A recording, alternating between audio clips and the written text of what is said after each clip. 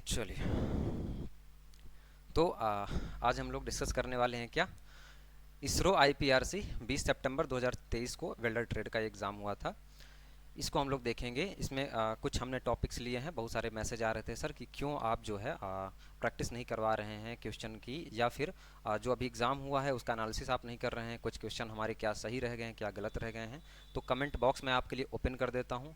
इसके अलावा जो भी क्वेश्चन आपको याद आए, मैक्सिमम क्वेश्चन आपको एक्यूरेट क्वेश्चन यहाँ पे मैं डाल रहा हूँ, अभी डिस्कस करेंगे, वो आप वहाँ पे कमेंट कर देना, उसका रिप्लाई मैं आंसर कर दूंगा।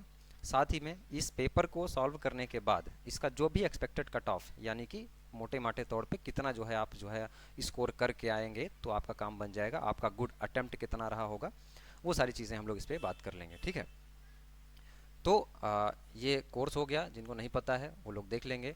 ये 2 साल के लिए 1 वर्ष का कोर्स है इसरो के लिए। जिन्होंने नहीं पढ़ा होगा वो उनको शायद प्रॉब्लम हुई होगी एग्जाम में। 599 रुपये फीस है, बट वेल्डर 10 करके प्रोमो कोड आप लगा लेंगे। इसमें वीडियो क्लास, क्लास नोट्स, ई बुक का वेल्डर की वे बुक मिल जाएगी, टेस्ट सीरीज मिल जाएगी, इंजीनियरिंग ड्राइंग की क्लास, साथ में डाउट क्लास, ये सारी चीज़ें इसमें इंक्लूडेड है। ठीक है, इंग्लिश और हिंदी दोनों में है, तो किसी को कोई दिक्कत नहीं चाहिए। इसको हटा देते हैं, प्रमोशन का पार्ट है।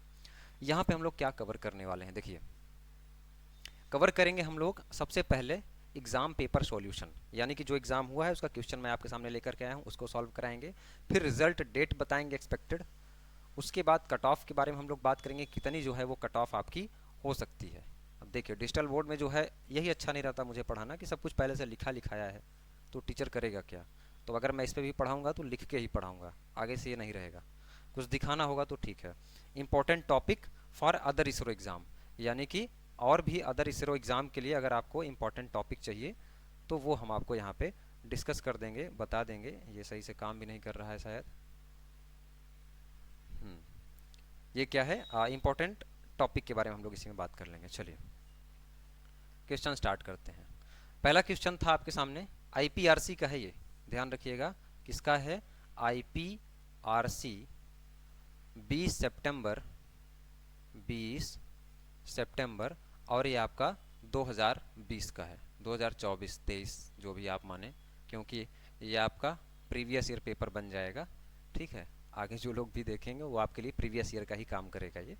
तो सल्फर क्या करता है स्टील में, यहाँ पे मैं फास्ट मोड पे डिस्कस करूंगा। तो देखिए, सल्फर का बहुत सारे लोग एक्ट एज डीऑक्सीडाइजर करके आए होंगे, तो ये ऑप्शन इसका नहीं है। यहाँ पे मैंने लिखा है लोअर द टफनेस। अगर स्टील में आप सल्फर की मात्रा को ऐड करते हैं, ये मैंने क्लास में अच्छे से बताया था, आप लोग अगर करके गए होंगे। हीट ट्रीटमेंट की भी क्लास मैंने अच्छे से करवाई थी, वहाँ से भी क्वेश्चन आए हैं। तो ये क्या करता है, टफनेस को लो करता है, यानी कि टफनेस को क्या करता है, घटाता है अगर सल्फर स्टील में गई तो। उसके साथ में डक्टिलिटी को क्या करता है, ट्रांसवर्स करता है। ठीक है, क्या करता है ये, डक्टिलिटी को जो है वो ट्रांसवर्स करता है। तो इसका डी ऑप्शन करेक्ट होगा। तो आप लोगों ने लगाया होगा तो आप लोगों को याद होगा। उसके बाद Monal metal is an alloy of, Monal metal. अब मोनल मेटल के इन द सेंस में कि यही सेम टू सेम क्वेश्चन नहीं हो सकता है क्वेश्चन आपसे पूछा हो कि मोनल मेटल जो है किस बेस का एलॉय है ना। तो आपसे ये भी पूछ सकता है ऑप्शन में कि निकिल बेस एलॉय, है ना। क्या पूछ सकता है, nickel base alloy, base alloy. अगर ये ऑप्शन में होगा तो ये सही होगा। ठीक है। और अगर पूछा होगा कि किसका किसका मिश्रण है, तो निकिल और कॉपर का, निकिल एंड क्रोमियम का, निकिल क्रोमियम एंड आयरन का, कॉपर एंड क्रोमियम का, तो किसका है ये, निकिल एंड कॉपर। और निकिल बेस एलॉय है। मैक्सिमम इसमें जो मात्रा रहती है किसकी रहती है, निकिल की रहती है। उसके बाद अगला क्वेश्चन क्या था, which of the following carbon steel is most weldable. हमने आपको बताया था ये कि क्या, हिंदी में बता रहा हूं कि जैसे जैसे कार्बन की परसेंटेज बढ़ती जाएगी आपकी वेल्डेबिलिटी क्या होगी, घटेगी, है ना। यानी कि weldability is inversely proportional to carbon percentage, ऐसा मैंने बताया था ना। तो ये वही है, एग्जैक्ट है, ये मैंने लिखवाया भी था सेम टू सेम। तो देखिए, मोस्ट वेल्डेबल, सबसे ज्यादा वेल्डेबल कौन होगा, इसमें स्टील कितना है भाई, सबसे ज्यादा है। जब स्टील सबसे ज्यादा हुई तो क्या हुई, इसकी वेल्डेबिलिटी कम हो जाएगी। इसमें क्या है, थोड़ा सा इससे ज्यादा है तो इसकी भी क्या हो जाएगी, वेल्डेबिलिटी कम हो जाएगी। सबसे अधिक वेल्डेबिलिटी किसकी होगी, तो सबसे अधिक वेल्डेबिलिटी इसकी होगी, क्योंकि इसमें कार्बन कितना है, 0.15 स्टील है, परसेंट कार्बन स्टील है ना। तो ये हो सकता है कि अप टू 0.15, 0.15 स्टील तक रहता है, तो वो डेड माइल्ड स्टील की श्रेणी में आता है, यानी कि मृदु कार्बन इस्पात। अगर हिंदी में रहा होगा तो मृदु कार्बन बट मैं कहता हूँ कि इसरो का पेपर अटेम्प्ट करना है तो इंग्लिश में करें। हिंदी में ये लोग कुछ और, इंग्लिश में कुछ और देंगे। ठीक है, तो इसका ये ए ऑप्शन क्या हो जाएगा, करेक्ट हो जाएगा। अब देखिए, arc welding, in arc welding should be nearly equal to, ये शायद आर्क लेंथ पूछी गई होगी, आर्क लेंथ, आर्क लेंथ यानी कि आर्क की लंबाई। अभी ये हमसे ठीक से बन नहीं रहा है, आगे से सब ठीक कर दूंगा मैं, परेशान होने की जरूरत नहीं है। ये क्या है, आर्क जनरेट हो रही है, यहाँ से क्या निकल रही है, आर्क निकल रही है, यहाँ पे वर्कपीस है, तो यहाँ से यहाँ तक की दूरी क्या कहलाती है, आर्क लेंथ कहलाती है ना। तो इस आर्क, ये आर्क लेंथ कितनी होनी चाहिए, कितनी बड़ी ये आर्क होनी चाहिए एक्चुअल में, तो आपका जो है बेस्ट रहेगा। तो जितना डायामीटर आपका इसका इलेक्ट्रोड का है, किसका, इलेक्ट्रोड का डायामीटर आपका जितना है, उतनी जो है आपकी, अगर ये 1 mm का है इलेक्ट्रोड का डायमीटर यानी इलेक्ट्रोड का व्यास, तो क्या हो जाएगा, ये भी आपकी 1 mm होनी चाहिए, 1 mm होनी चाहिए, तब क्या है, बेस्ट है, करेक्ट आर्क लेंथ है। अगर इसके डायमीटर से, अगर 1 mm का डायमीटर है इसका इलेक्ट्रोड का, और ये 1.5 mm की हो गई, 2 mm की हो गई, तो क्या हो जाएगी, ये लॉन्ग आर्क लेंथ हो जाएगी, यानी कि बड़ी आर्क लेंथ लॉन्ग हो जाएगी। ये 1 mm है, अगर ये 0.5 हो गया तो ये क्या हो जाएगा आपका, ये शॉर्ट आर्क लेंथ हो जाएगी। क्लियर हुआ। तो कहने का मतलब क्या है, करेक्ट आर्क लेंथ आपको बताना है, तो जितना डाया ऑफ इलेक्ट्रोड है, यहाँ पे देखिए डायमीटर ऑफ इलेक्ट्रोड रॉड, तो यानी कि डी के बराबर, और भी पदों में मैंने लिखाया था, अगर D is equal to L रहेगा तो क्या हो जाएगा आपका, ये करेक्ट आर्क लेंथ हो जाएगी, है ना। अगर डी क्या रहेगा आपका, स्मॉल रहेगा, डी आपका स्मॉल है और एल क्या है आपका, बड़ा है, तो क्या हो जाएगा, वो लॉन्ग हो जाएगा। क्लियर। बट ये इसी पद में पूछा गया होगा, अगर ऐसे पूछा गया हो तो ये हो गया, बात तो एक ही हो गई, चाहे डी के बराबर एल, चाहे diameter of the electrode. Clear है। चलिए, तो अगर इसके बारे में पूछे तो ये आप निकाल लेना कि कौन ज़्यादा है कौन कम है, हो जाएगा क्लियर। ठीक है, चलिए, आर्क स्टेबिलिटी बेटर विथ, ये पूछ रहा है कि जो आपकी आर्क होती है उसकी स्टेबिलिटी, उसका स्थायित्व तो सबसे बढ़िया कहाँ होता है, सबसे स्थायी आर्क कहाँ पे बनती है, किस वेल्डिंग में। तो देखिए, आर्क ब्लो, आर्क ब्लो कहाँ होगा, डीसी में होगा भाई कि नहीं होगा, ये हमने आपको बताया था, आर्क ब्लो कहाँ होगा, डीसी में होगा।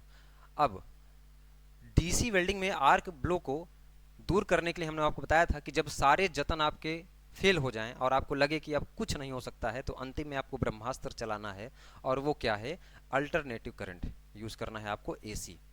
तो ये क्या पूछ रहा है, arc stability is better with, तो आर्क स्टेबिलिटी सबसे बेटर कहाँ पे रहेगी, तो वो एसी वेल्डिंग में रहेगी। ठीक है, क्लियर हो गया ये।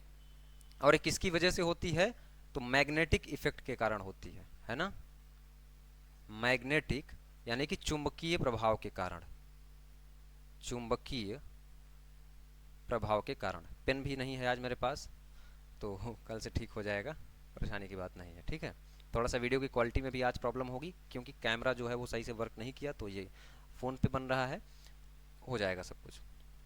उसके बाद, too low welding current in arc welding would result in, अब ये क्या कह रहा है कि भाई करंट जो है तुम्हारा, करंट आपका क्या है, बहुत कम है, ये क्या है, कम है। अब जब करंट कम होगा तो क्या है, जब भी करंट कम होगा तो मटेरियल पिघलेगा कम, जब मटेरियल पिघलेगा कम, हीट कम उत्पन्न होगी, तो क्या होगा, पेनिट्रेशन कम हो पाएगा, ज़्यादा अंदर तक आपकी डेप्थ नहीं जा पाएगी। सोचिए, जब आपका खूब ज़्यादा पिघला हुआ, खूब ज़्यादा हीट है, खूब ज़्यादा गर्म है लोहा, और उसको किसी आप प्लास्टिक में ऐसे छेद करेंगे, जितना ज़्यादा वो गर्म रहेगा, जितना ज़्यादा हीट रहेगा, उतना अंदर तक वो क्या करेगा, उसको चीरता फाड़ता चला जाएगा। लेकिन अगर वो ठंडा है तो नहीं जाएगा वो, इसीलिए कभी कभी प्लास्टिक में हमको छेद करना होता है, बाल्टी में, चप्पल में, स्लीपर में, बचपन में आपने खूब किया होगा, तो खूब गर्म करते हैं लोहे की रॉड को और उसको क्या करते हैं, उसमें छेद कर देते हैं उससे, है ना। तो देखिएगा, अब क्या कह रहा है, वेल्डिंग करंट लो है, यानी कि हीट कम हो गई, तो जब वेल्डिंग करंट कम हो जाएगी तो क्या होगा, excessive piling up weld metal, poor penetration, बिल्कुल सही, पेनिट्रेशन क्या हो जाएगा, खराब हो जाएगा, खराब हो जाएगा। पेनिट्रेशन का क्या मतलब होता है, अंतर्वेशन, खराब हो जाएगा, क्या खराब हो जाएगा सर, अंतर्वेशन। अंतर्वेशन आपका क्या हो जाएगा, खराब हो जाएगा, यानी कि वो इंसर्ट ही नहीं कर पाएगा जहां तक आप चाह रहे हैं, आपके रूट तक वो जा ही नहीं पाएगा, तो आपकी प्रॉब्लम हो जाएगी और काफ़ी सारे डिफेक्ट्स जो है आपके हो सकते हैं। फिर इसी से एक क्वेश्चन क्या था आपका, टू हाई वेल्डिंग करंट। अब देखिए, जब करंट ज़्यादा गर्म हो गया तो ज़्यादा हीट उत्पन्न हो गई, तो क्या हो जाएगा, जहां तक हमको चाहिए वहां से भी ज़्यादा पहुंच जाएगा, है ना। तो क्या हो जाएगा आपका, excessive spatter, under cutting along edges, irregular deposits, wasted electrodes. तो ये आपका पुअर पेनिट्रेशन तो नहीं होगा, ये तो क्लियर है ना, क्योंकि आपका वेल्डिंग करंट क्या हो रहा है, बहुत ही अधिक हो रहा है। Too small bead, weak build, नहीं, ये सब काम नहीं होगा। तो इसका जो करेक्ट आंसर हो जाएगा वो क्या हो जाएगा, बी हो जाएगा, क्योंकि हाई करंट से ही जो है आपका एक बहुत ही कॉमन डिफेक्ट आता है, वो क्या होता है dear, undercut. Undercut, तो यहाँ पे आपका दे ही दिया है, अंडर कट हो जाएगा। एक्सेसिव स्पैटर, स्पैटरिंग बहुत ज़्यादा होगी, यानी कि जो छितराव होता है इधर उधर आप देखते होंगे, है ना, वो भी क्या हो जाएगी, बहुत ज़्यादा हो जाएगी, बढ़ जाएगी। क्लियर है, मिलाते चलिएगा। अंतिम में आप बताइएगा कि आपका कौन सा क्वेश्चन गलत हो गया है, सिली मिस्टेक भी होंगे, मैं अभी बताऊंगा। इसमें से हो सकता है कि बहुत सारे क्वेश्चन आपको पता रहे होंगे फिर भी गलत हो गए होंगे, तो मैं बताऊंगा कि आपने कितना अटेम्प्ट किया है, और पॉसिबिलिटीज़ हैं कि अगर आप उतने भी आपने सही किए होंगे तो आपका काम बन सकता है। हालांकि सीट तो 3 ही 4 रहती है ना, ऑल इंडिया, तो थोड़ा सा कंपटीशन ज़्यादा रहता है इसरो में। उसके बाद the suitable welded material used in TIG welding, पूछ रहा है कि टिग वेल्डिंग के लिए बेस्ट सुटेबल मटेरियल कौन सा है, कौन से मटेरियल की बहुत ही बढ़िया तरीके से वेल्डिंग की जा सकती है। तो मैंने आपको पढ़ाया था, क्या बताया था, कि एल्यूमिनियम और मैग्नीशियम के लिए ही इसका आविष्कार किया गया था, किसका डियर, टिग वेल्डिंग का, है ना। अब देखिए, अब वो टाइम गया कि आपसे टिग वेल्डिंग में पूछे कि किसकी इलेक्ट्रोड यूज़ करते हैं, है ना, टिग वेल्डिंग में पूछे कि आप जो है कंज्यूमेबल इलेक्ट्रोड होता है या नॉन कंज्यूमेबल होता है, यानी कि खपत वाली इलेक्ट्रोड यूज़ करोगे आप या गैर खपत वाली यूज़ करोगे, वो टाइम गया। अब आपको ये सारी चीज़ें पढ़नी पड़ेंगी, आपको ज़्यादा से ज़्यादा एप्लीकेशंस पढ़ने पड़ेंगे, ज़्यादा से ज़्यादा यूजेस पढ़ने पड़ेंगे, ज़्यादा से ज़्यादा डाटा याद करने पड़ेंगे, ठीक है। तो ये क्या हो जाएगा, ऑल ऑफ द अबव हो जाएगा, क्योंकि स्टेनलेस स्टील के लिए भी बढ़िया काम करता है टिग वेल्डिंग। उसके बाद pre heating is essential in welding for, pre heating बहुत चिल्ला चिल्ला के मैंने हर बार बताया है कि प्री हीटिंग आपकी कहाँ पे होगी, कास्ट आयरन में एसेंशियल हो जाएगी, और कास्ट आयरन ऑप्शन में नहीं है तो high carbon steel, high carbon HCS, high carbon steel, क्योंकि वो भी लगभग लगभग कास्ट आयरन के पास ही पहुंच जाता है ना, यहाँ से लो कार्बन स्टील से चलना स्टार्ट होता है और हम लोग यहाँ पे कहाँ पहुँचते हैं, कास्ट आयरन तक पहुँचते हैं। तो जैसे जैसे कार्बन की परसेंटेज बढ़ती जाएगी वैसे वैसे आपको प्री हीटिंग की रिक्वायरमेंट क्या हो जाएगी, बढ़ती जाएगी, आपको आवश्यकता हो जाएगी कि आप किसी भी मटेरियल में क्या करें, प्री हीट करके उसके बाद आगे की प्रोसेस को परफॉर्म करें। तो इसका जो है करेक्ट आंसर क्या हो जाएगा, आपका सी हो जाएगा। उसके बाद अभी किसी को पढ़ना है तो ये हमारी बुक है, अमेजोन पे भी अवेलेबल हो जाएगी शायद जल्द ही, बाकी ये नोट्स है ये आप ले सकते हैं, ठीक है। चलिए, उसके बाद अगला क्वेश्चन क्या है, the phenomenon of weld decay occurs in, weld decay पूछ रहा है। वेल्ड डिके मैंने बहुत बढ़िया से बताया था आपका कि स्टेनलेस स्टील मटेरियल में वेल्ड डिके नाम की जो है एक समस्या उत्पन्न होती है, क्यों होती है, आपका क्रोमियम कैसे कन्वर्ट होता है क्रोमियम कार्बाइड में, ये सारी चीज़ें मैंने डिटेल में बताई है, तो प्लीज़ जाकर के लेक्चर को वॉच कर लेना आप लोग। बाकी डिस्क्रिप्शन में सारी लिंक्स आपको मिल जाएंगी, वहाँ से जाके आप चीज़ों को देख सकते हैं। तो ये क्या हो जाएगा, आपका स्टेनलेस स्टील हो जाएगा, ठीक है।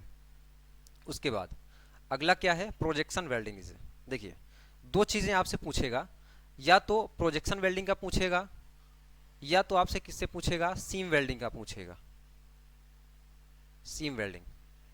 तो देखिए इसमें इलेक्ट्रोड पूछेगा तो सभी में कॉपर की इलेक्ट्रोड यूज करेंगे। उसके बाद सबसे आसान अगर रेजिस्टेंस वेल्डिंग में देखा जाए तो स्पॉट वेल्डिंग है, ठीक है। उसके बाद उसी स्पॉट वेल्डिंग को, ठीक है, उसी स्पॉट वेल्डिंग को हमने बार बार एक साथ में कई सारी जगह पे, जैसे कि स्पॉट वेल्डिंग इस दो प्लेट को लैप ज्वाइंट में जोड़ रही है, ठीक है, ध्यान दीजिएगा, इलेक्ट्रोड हो गया, इसने हमने यहाँ पे क्या किया, फट से एक बार दबाया, सॉरी ये क्या किया हमने, यहाँ पे एक बार जो है वो क्लिक किया और ये क्या हुआ, जुड़ गया। फिर यहाँ से हमने इसको निकाला, फिर यहाँ पे दोनों लेके आए इलेक्ट्रोड, आपने फिर यहाँ पे क्या किया, प्रेशर अप्लाई किया, फिर से आपका जुड़ गया। अब प्रोजेक्शन वेल्डिंग में क्या होगा कि एक साथ एक बड़ी सी इलेक्ट्रोड होगी, उसमें कुछ उभार रहेंगे, उसमें दो चार आपके जो है वो क्या रहेंगे, स्पॉट्स वाले कटे रहेंगे, खांचे। अब क्या करेगा, एक साथ दबा देगा प्रोजेक्शन वेल्डिंग, तो क्या हो जाएगा आपका ये एक बार में कई सारी स्पॉट वेल्डिंग परफॉर्म हो जाएगी। तो ये बढ़िया था या ये बढ़िया था, एक बार दबाया तो एक जगह जोड़ा ये, एक बार दबाया तो 3 4 5 6 जगह जोड़ दिया ये। तो इसीलिए इसका नाम क्या बोलते हैं, मल्टी स्पॉट वेल्डिंग। क्या बोलते हैं सर, मल्टी स्पॉट। क्यों भाई, ये एक स्पॉट है ना, इसमें तो मल्टी स्पॉट लगे हुए हैं, तो इसलिए इसका नाम क्या हो गया, मल्टी स्पॉट हो गया। आप याद करिएगा ट्रिक के लिए, पीएम, प्राइम मिनिस्टर और एससी, सुप्रीम कोर्ट। तो देखिए सीम वेल्डिंग क्या है, कंटिन्यूअस स्पॉट वेल्डिंग है, और प्रोजेक्शन वेल्डिंग क्या है, मल्टी स्पॉट वेल्डिंग है। हालांकि ज़रूरत नहीं है, आपने डिटेल लेक्चर लिया होगा तो इसका क्या हो जाएगा, क्लियर है ना, मल्टी स्पॉट वेल्डिंग। चलिए, इन थर्मिट वेल्डिंग, ये सारे क्वेश्चन जो लोग ये बुक पढ़ के गए होंगे एकदम मज़ा पा गए होंगे। तो ये बुक आप ले लेना, ठीक है, नीचे लिंक डिस्क्रिप्शन मिल जाएगी, एप्लीकेशन मिल जाएगा, वहाँ से आप जा करके इंस्टॉल करना और ये बुक आप जो क्या करना ले लेना। इसमें बहुत सारे प्रीवियस ईयर पेपर हैं, सारे कलेक्ट करके बनाए गए हैं। बाकी ये नोट्स भी है, ये भी आप पढ़ सकते हैं, बहुत सारे बच्चों ने ये भी लिया होगा, तो शॉर्ट नोट्स है ये, आपकी जल्दी कवर हो जाएगी। बट ये ज़रूरी है, ये सारे क्वेश्चन आपको यहाँ पे मिलेंगे। अब जो लोग दे के आए होंगे उनको लगा होगा कि सर को पहले से पता था पेपर, है ना, तो ऐसा नहीं है, एक्सपेक्टेड है, प्रीवियस ईयर है। होता क्या है कि लिमिटेड क्वेश्चन है मार्केट में, क्वेश्चन कोई बना नहीं रहा है, तो वही सारी चीज़ें आएंगी। चलिए, अब क्या है, thermit welding, aluminium and iron oxide are mixture in the proportion of. इसमें क्या पूछा है, aluminium and iron oxide, oxide. अब देखिए इसको समझना इसलिए ज़रूरी है कि कई कई बार वो फंसाता है। क्या फंसाता है, एल्यूमिनियम और आयरन ऑक्साइड, तो ठीक है, हमने कह दिया भाई एक जो है वॉल्यूम इसका रहेगा तो 3 इसका रहेगा, ठीक है। अब अगर क्वेश्चन में दे दिया होगा, एक ऑप्शन में 1:3 भी रहा होगा और एक ऑप्शन पांचवा दे देगा क्या, 3:1, बस फंस गया लड़का, ठीक है। और ये क्वेश्चन जिसने बताया उसने बता रहा था कि सर इस टाइप से 2 ऑप्शन था तो उसमें कन्फ्यूजन था। तो ध्यान दीजिएगा, एल्यूमिनियम हमेशा 1 रहेगा और आयरन ऑक्साइड आपका कितना रहेगा, 3 रहेगा, बस टिक कर लेना आप। तो ये जरूर याद रखना, 1:3 याद नहीं करना है, किसका कितना है यह ध्यान रखना है। चलिए, in order to prevent oxidation and retain molten metal in stud welding which of the following is used. क्या कह रहा है, स्टड वेल्डिंग है, तो स्टड वेल्डिंग क्या है, आर्क वेल्डिंग है। स्टड वेल्डिंग क्या है, आर्क वेल्डिंग है, कई जगह ये भी पूछा जाता है तो कुछ लोगों को पता ही नहीं है। अब ये क्या कह रहा है, ऑक्सीडेशन से रोकना है, कुल मिला के आपको फ्लक्स वाला काम करवाना है या शील्डिंग वाला, लेकिन इसमें दोनों नहीं होता है भाई, ठीक है। फ्लक्स या शील्डिंग गैस, दो ही चीज़ आप लोगों ने पढ़ा होगा सभी वेल्डिंग में, जैसे कि टिग हो गया तो उसमें हीलियम आर्गन आप यूज़ कर रहे हैं। वैसे ही आपका क्या हो गया, अगर आपकी गैस वेल्डिंग हो गई या फ्लक्स कोड आर्क वेल्डिंग हो गई, सिलिंडर मेटल आर्क वेल्डिंग हो गई, है ना, उन सब जगहों पे आप क्या कर रहे हैं, फ्लक्स यूज़ कर रहे हैं। बट यहाँ पे आपकी क्या यूज़ करेंगे हम लोग, सिरेमिक रिंग। ये देखिए, ये स्टड वेल्डिंग हो गई, ये क्या है आपकी, एक सिरेमिक लगी हुई है रिंग, ये आप देख रहे हैं, ये यहाँ से ये वाला पोर्शन, ये वाला पोर्शन क्या है आपका, ये सिरेमिक रिंग है, ये शील्ड प्रदान। अब ये कवर हो गया ना, अब यहाँ तो अंदर कुछ आएगा नहीं, किसी चीज़ का कंटेमिनेशन होगा नहीं, तो ये क्या हो जाएगा आपका, शील्डिंग का काम कर देगी। तो यही पूछा गया था शायद आपसे, तो इसकी सिरेमिक रिंग हो जाएगी, तो जो ये ऑप्शन करके आया होगा उसका काम बन जाएगा, ठीक है। उसके बाद for welding metals less than 5 mm thick following method of gas welding would give best result. तो मैंने बताया था कि 5 mm से अगर कम थिकनेस का है ना, अगर 5 mm से कम है प्लेट की थिकनेस, ठीक है, ये तो ज़्यादा हो गया, रफ भी नहीं होता ये, अभी हमको बनता भी नहीं सही से, ठीक है। ये क्या है, 5 mm से कम है अगर, तो क्या करेंगे हम लोग, लेफ्ट वर्ड यूज करेंगे। एक बात ध्यान रखना आप, बायां हाथ होता है कमजोर, राइट हैंड होता है क्या, मजबूत। तो जितने भी बढ़िया काम करने हैं आपको वो सारे राइट हैंड से करना है। जैसे आपसे पूछ ले कि ऑक्सीजन सिलेंडर की चूड़ी कौन से दिशा में घूमती है, तो ऑक्सीजन में ज़्यादा प्रेशर, एसिड रेन में कम प्रेशर, तो ज़्यादा प्रेशर के लिए राइट हैंड की आपको ज़रूरत पड़ेगी। ऐसे आप याद कर सकते हैं। तो यहाँ पे देखिए, अगर 5 mm से कम है तो लेफ्ट वर्ड, इसी को हम लोग क्या बोलते हैं, फोर हैंड, फोर हैंड, ठीक है। अगर 5 mm से ज़्यादा है, से ज़्यादा है ना, तब आप क्या करेंगे, राइट हैंड का यूज करेंगे, राइट हैंड यानी कि राइट वर्ड टेक्निक, ठीक है। चलिए, तो यहाँ पे बताना पड़ेगा, हाँ ये फोर हैंड दिया हुआ है, यही हो जाएगा, ठीक है। हम्म, चलो भाई, ठीक है। Level of vacuum with in the gun in the order of, तो लेवल ऑफ वैक्यूम कितना होता है, 10⁻⁻⁴ से, ये मैंने लिखवाया है फुल क्लास में, 10⁻⁻⁵। तो इस हिसाब से जो मुझे ऑप्शन दिख रहा है यही दिख रहा है, क्या है आपका, इसी के बीच में वेरी कर रहा है। तो 10⁻⁴ से -4 से 10⁻⁻5 टॉर, ठीक है, ध्यान दीजिएगा ये। चलिए, क्लियर है, आगे बढ़ते हैं। What is the voltage supply needed for the working of spot welding process, 10 volt है ना, 10 वोल्ट है, ठीक है, यही आंसर हो जाएगा। 6 से 10 वोल्ट की जरूरत पड़ती है, 6 से 10 वोल्टेज की जो है आपको ज़रूरत पड़ती है, ठीक है, आपको स्पॉट वेल्डिंग में। सबसे इजीएस्ट मेथड होता है, ये भी आपको ध्यान रखना है। उसके बाद बढ़िया क्वेश्चन है, मस्त ज़बरदस्त, बहुत लोगों का गलत हुआ होगा। Time of current flow through the work piece till they are heated to required temperature is known as. देखिए, स्पॉट वेल्डिंग जो होगी ना, उसमें 4 प्रोसेस होगी सर, कौन कौन सी, 4 प्रोसेस। 4 प्रोसेस आप कैसे याद करोगे, SWHO, ये सीरियल से याद रखना है आपको। तो यस से क्या हो जाएगा आपका, स्क्वीज टाइम हो जाएगा। डब्ल्यू से क्या हो जाएगा आपका, वेल्ड टाइम हो जाएगा। एच से आपका क्या हो जाएगा, होल्ड टाइम हो जाएगा। और ओ से क्या हो जाएगा आपका, ऑफ टाइम हो जाएगा। क्या है मतलब इन सब का, तो देखिए एस का मतलब क्या हो गया कि मान के चलिए कि आपने ये एक प्लेट ली, इसको आप जोड़ रहे हैं, तो वो सारा टाइम, जिस टाइम पे आप क्या कर रहे हैं, इसको यहाँ से ला करके यहाँ रख रहे हैं, है ना, यहाँ रखा आपने, इस प्लेट को क्लैंप किया, इस प्लेट को पकड़ा आपने, ये सारा टाइम, उस टाइम को हम लोग क्या बोलेंगे, उस टाइम को हम लोग बोलेंगे स्क्वीज टाइम बोलेंगे। क्लियर है, तो ये क्या कहलाएगा आपका, स्क्वीज टाइम कहलाएगा, जिस टाइम पे हम लोग क्या कर रहे हैं, प्रॉपर इलेक्ट्रोड को पास ला रहे हैं, उनको क्लैंपिंग कर रहे हैं, है ना, उनको अच्छे से व्यवस्थित कर रहे हैं, वो सारी चीज़ें किस में आ जाएंगी, स्क्वीज टाइम में आ जाएंगी। उसके बाद वेल्ड टाइम में क्या हो जाएगा, अब क्या हुआ कि आपने इसको पास ला दिया, क्लैंप कर दिया, अब आपका काम क्या है, करंट की सप्लाई कर देना। करंट की सप्लाई क्या कर दी आपने, ऑन कर दी। अब करंट की सप्लाई ऑन की, तो जैसे ही करंट की सप्लाई ऑन होगी, क्या हो जाएगा, इसमें हीट जनरेट होगी, क्योंकि रेजिस्टेंस है, प्रतिरोध है, वो रोकेगा, लेकिन फिर भी क्या हो जाएगी आपकी, इसमें हीट जनरेट होगी। तो हीट जनरेट होगी, वो सारा टाइम पीरियड जिस टाइम पे करंट आपका ऑन है, और वो करंट किस में कन्वर्ट हो रहा है, हीट में कन्वर्ट हो रहा है। और वो कितनी हीट तक जाएगा, वो जब तक कि आपका जो मेटल है, ये प्लेट है, मेल्ट ना कर जाए। मेल्ट का मतलब क्या होता है, पिघल ना जाए, ठीक है, तब तक जो है आपका ये टाइम क्या कहलाएगा, टोटल डियर, ये कहलाएगा आपका वेल्ड टाइम। और आपसे पूछा भी शायद जो है इसने क्या है, यही पूछा है, are heated to required temperature is known as, है ना, जहां तक जो है आपको हीट करना है वो आपका वेल्ड टाइम कहलाएगा। उसके बाद अब क्या है, होल्ड टाइम क्या है, मेल्ट हो गया, पिघल गया, करंट का बटन बंद कर दो, बटन बंद हो गया, अब क्या होगा कि होल्ड टाइम पे चला गया। प्रेशर दबा के रखना है, मेंटेन करके रखना है, पकड़ के रखना है, होल्ड मतलब पकड़ के रखना, प्रेशर को बना के रखिए कुछ देर तक। उसके बाद क्या करना है, ऑफ टाइम आपको छोड़ देना है।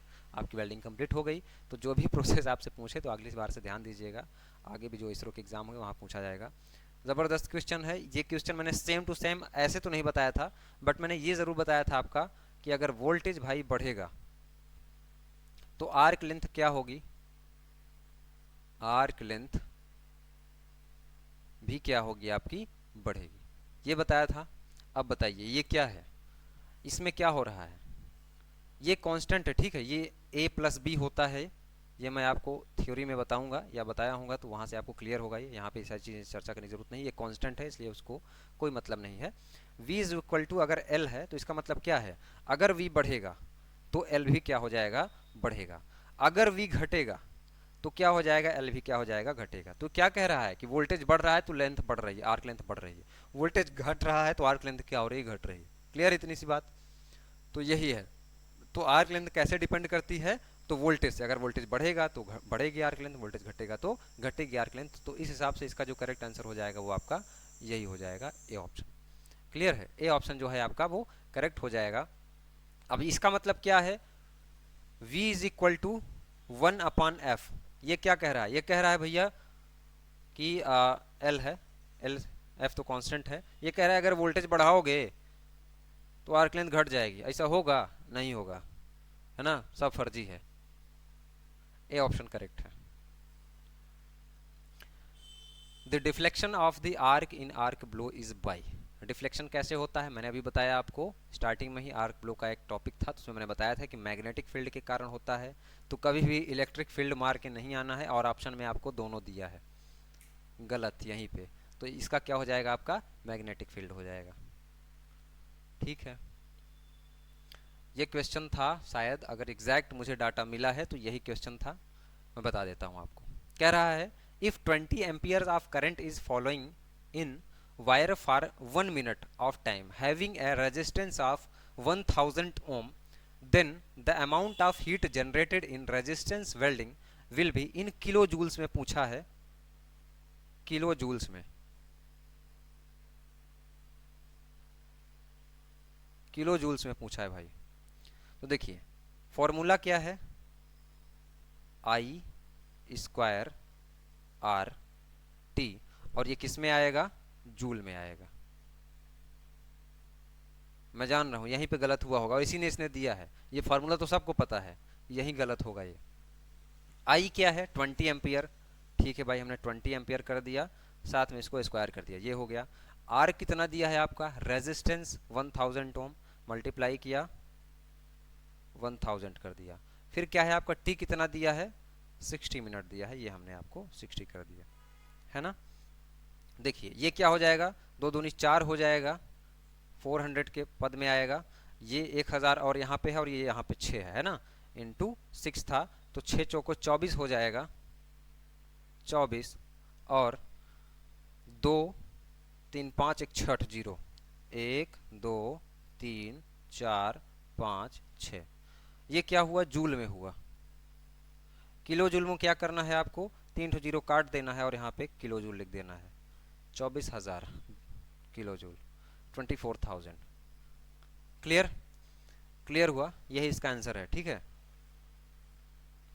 अच्छा आगे, which one of the following is the simplest type of resistance welding used in making lap weld.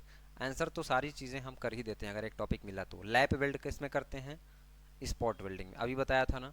और सबसे आसान कौन सा है, ये भी यही बताया था, इसके 4 स्टेज भी बता दिए हैं, तो अब इसमें परेशान नहीं होना। अच्छा रेजिस्टेंस दिया है क्या, अच्छा ठीक है, स्पॉट दिया है ना, ठीक है, ये सब तो पता है ना, सीम क्या है, प्रोजेक्शन क्या है, अपसेट क्या है, नहीं पता है तो डिटेल लेक्चर देखिएगा। 3 क्वेश्चन जो है आपके सिंबल से थे, ये मैंने करवाया था, अगर इस सिंबल से आया होगा तो ये फिलट कहलाएगा आपका, है ना, ये प्लग या स्लॉट कहलाएगा, ये स्पॉट या प्रोजेक्शन कहलाएगा, ये सीम कहलाएगा। फ्लेंज से था अगर रहा होगा तो ऐसे हो जाएगा, फ्लेयर वी रहा होगा तो ये हो जाएगा, ये सारी चीज़ें हैं। ये बेवल हो जाता है, ये वी हो जाता है, बेवल और वी में बहुत कन्फ्यूजन है तो ध्यान रखिएगा। और ये स्क्वायर हो जाता है, ठीक है, स्क्वायर में ऐसे कर देगा तो स्क्वायर बट हो जाएगा। ये सारी चीज़ें मैंने करवाई है, तो ये आप सारे देख लेना, जो भी क्वेश्चन पूछा रहा होगा उस हिसाब से आप टिक कर लेना। current density in wire in if area is 0.4 metre square and current is 10 ampere, तो ठीक है, आई बाई ए कर देना आप, तो डेंसिटी आपको मिल जाएगी। ये डाटा एग्जैक्ट नहीं है, बच्चे को याद था ये तो इसलिए था, बाकी अगर करंट आपका 10 एम्पियर रहा होगा और सच में ये 0.4 दिया रहा होगा तो इसको आप सॉल्व करेंगे तो आपका ये निकल जाएगा, ठीक है। खत्म हो गया क्या, बहुत सारे क्वेश्चन हैं।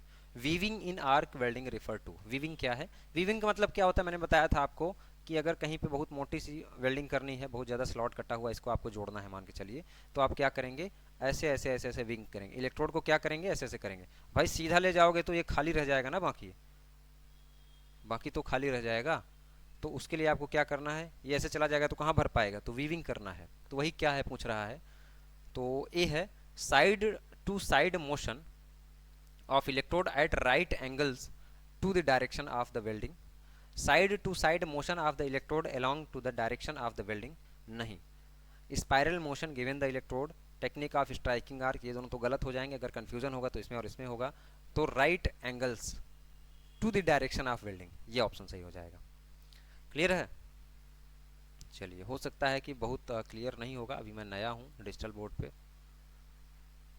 इन arc welding operation the current value is decided by, देखिए arc welding operation the current value किससे डिसाइड करेंगे आप? ये प्लेट हो गई, इसकी आपको वेल्डिंग करनी है, तो इस प्लेट की थिकनेस के आधार पे आप डिसाइड क्या करोगे? इलेक्ट्रोड का थिकनेस, इलेक्ट्रोड का डाया डिसाइड करोगे, इलेक्ट्रोड का थिकनेस या डाया जो भी आपका हो। फिर इस इलेक्ट्रोड के डाया से क्या आप डिसाइड करोगे? करंट। करंट इससे क्या आप डिसाइड करोगे? ये। तो ये कड़ी आप याद रखना, पहले नंबर पे आप ये करोगे, फिर यहां से आप इसमें जाओगे करंट पे, ठीक है। तो यहाँ पे क्या पूछा गया है? Welding operation the current value is decided by the thickness of the plate, ये गलत हो जाएगा, length of the welded portion, voltage across the arc, size of the electrode. Clear है? क्योंकि यहाँ वाला पूछा है, तो यहाँ वाला किससे डिसाइड होगा? डायरेक्ट जंप करके जाओगे आप नहीं ना, सीढ़ी बाई सीढ़ी चढ़ना है, तो पहले यहाँ से यहाँ जाना है, फिर यहाँ से यहाँ जाना है, तो इसका रिलेशन इससे रहेगा हमेशा। चलिए, in arc welding operations the current value is decided by, फिर से वही आ गया, क्या टाइप किया है यार टाइपिस्ट। चलिए, acetylene gas is generated form of calcium carbide, ये तो सभी लोगों ने किया होगा, है ना। चलिए, cast iron preheated temperature कितना होता है? 210 से 310 डिग्री सेंटीग्रेड, ठीक है। निमी मानता है, कुछ जगहों पे आपको 250 से 350 भी मिलेगा, तो कुछ भी मान लेगा वो, बट कई सारे एग्जाम में निमी पैटर्न पे जो एग्जाम पूछे जाते हैं, लाइक इसरो ने भी एक दो बार यही माना है 210 से 310। तो इसीलिए कह रहा हूँ कि वो ई बुक आप लोग डाउनलोड कर लेना, ऐप डाउनलोड कर लेना, फिट ITI ऐप है हमारा, ऐप इंस्टॉल करोगे आप वहाँ पे आपको चीज़ें मिल जाएंगी, ठीक है। चलिए, द मेल्टिंग पॉइंट ऑफ निकल, मेल्टिंग पॉइंट कितना होता है निकल का? तो वो होता है 1445 डिग्री सेंटीग्रेड, ठीक है। 660 एल्यूमिनियम का होता है, ध्यान रखिएगा, कुछ लोग यही मार के आए होंगे। एक क्वेश्चन बोल रहा था सर कि young modulus bulk modulus type से एक क्वेश्चन था, अगर दोनों में बता देता हूं। अगर यंग मॉडुलस रहेगा तो ये क्या होता है? स्ट्रेस अपॉन स्ट्रेन होता है ना, प्रतिबल बटे में विकृति। ये सब तो यार हाई स्कूल वाले इंटर वाले भी पढ़ते हैं, प्रतिबल और विकृति, है ना, इनका रेशियो होगा। और अगर बल्क मॉडुलस रहा होगा तो चेंज इन प्रेशर, यानी कि दाब परिवर्तन,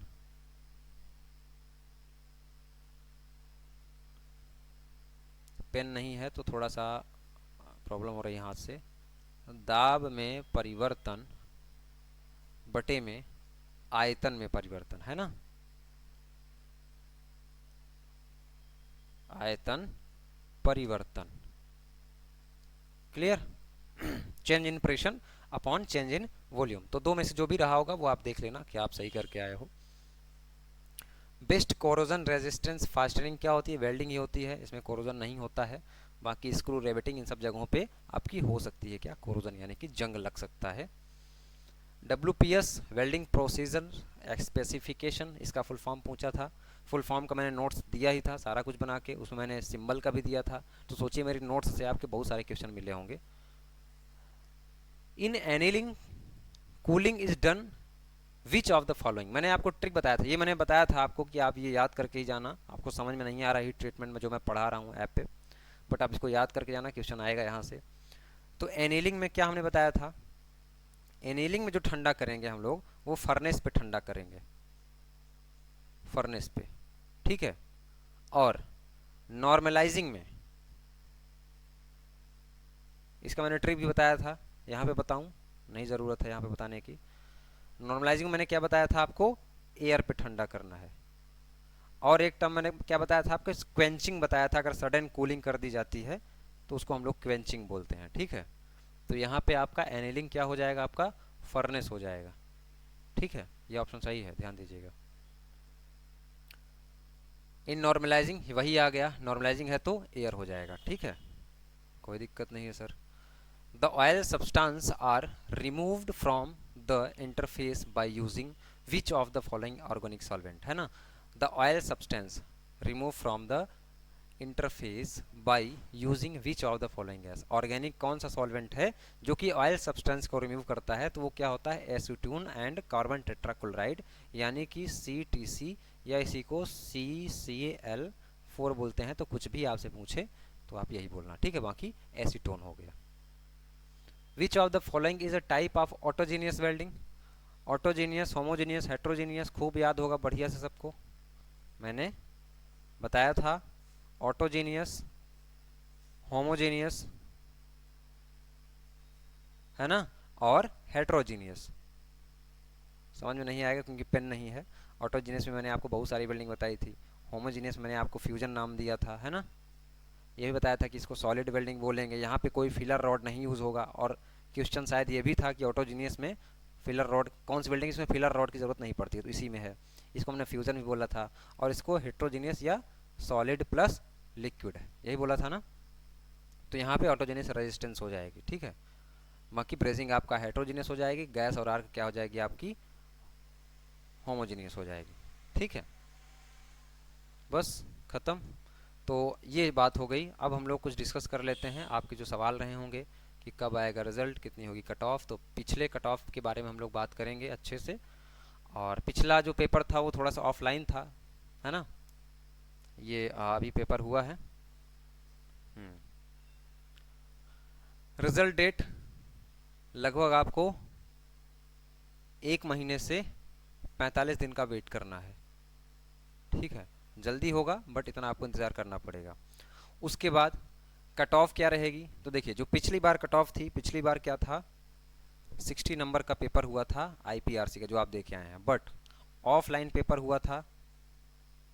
ऑफलाइन पेपर होने की वजह से टोटल कैंडिडेट्स कितने पहुंचे थे, लगभग 500 तक, ठीक है। वो भी जो वहाँ के लोकल रहे होंगे, 500 तक लगभग बच्चे गए थे। अब क्या हुआ, इस बार ऑनलाइन हुआ तो लगभग 3000 लोग क्या हुए, फॉर्म अप्लाई किए, जिसमें 2000 बच्चे एग्ज़ाम देने गए क्योंकि पास में था सेंटर, ठीक है। अब पिछली बार 60 था, उसमें आपका जो है वो 37 जो है वो करेक्ट था, है ना। यानी 111 नंबर के आसपास जो है आपकी कट ऑफ रही थी। तो इसका मतलब मैं समझ रहा हूँ कि 37 आपके जो है मार्क्स होने चाहिए कटने पिटने के बाद, सब माइनस होने के बाद 37 आपका सही आना चाहिए। तो अगर उस बार 37 था तो इस बार कोई डाउट नहीं है कि अगर आपने गुड अटेम्प्ट किया होगा, कितना, 75, अगर 80 क्वेश्चन था तो आपने 75 किया होगा, तो आप तो पढ़ के आए होंगे। इसमें दो कंडीशन बनती है, एक तो आप बिना पढ़े मार के आए हो, एक तो आपको दो दो ऑप्शन में डाउट था, आपने इसलिए 75 मार दिया। 5 क्वेश्चन ऐसे रहे होंगे जिनके बारे में आपको कुछ आइडिया नहीं था, वो आपने छोड़ दिया। अब क्या हुआ, 9 से 10 मैं मानता हूँ कि सिली मिस्टेक्स आपसे हो गए, ठीक है। 9 से 10 ये कहाँ आंकड़ा पहुँच गया आपका, 65 पे, है ना, 65 पे पहुँच गया। और जो आपकी कट ऑफ रहेगी ना डियर, वो 60 से 63 के बीच ही रहेगी, ठीक है। ये आपकी कट ऑफ रहने वाली है। क्लियर हो गया। तो आपने 75 अगर गुड अटेम्प्ट किया है, या आपने 60 किया है और आपके 4 ही 5 गलत हैं, बट इतने गलत होने लाजमी हैं, हो जाते हैं जनरली, तो वो हो ही जाता है। अभी मैंने कराया है, इसमें बहुत सारे लोगों के बहुत सारे क्वेश्चन गलत हुए होंगे। इंपॉर्टेंट टॉपिक क्या है, तो इंपॉर्टेंट टॉपिक भाई इसरो के लिए यही है कि जो मैंने बार बार बताया है कि आप आर एस खुरमी, आर के जैन ये बुक पढ़ के जाएँ। दिक्कत हो रही है तो ये आप हमारा लो क्लास है, इसको आप पढ़ो। यहाँ पे आपको ई बुक मिल जाएगी हमारी, जो हमने आपको ई बुक अलग से दिखाई थी, वो कोर्स में मिल जाएगी। तो ये सारी चीज़ें आप करिए। 2 साल की वैलिडिटी है, ये फीस है, 10% का डिस्काउंट इस पर भी है। तो ये आप यहाँ से पढ़िए, बाकी कोई दिक्कत नहीं है। अगर फिर भी कोई सवाल रह गया हो, कुछ क्वेश्चन रह गया हो, तो आप कमेंट करिए। चैनल से नए जुड़े हैं तो सब्सक्राइब कर लीजिएगा और दोस्तों को साझा करिए। धन्यवाद। जय हिंद।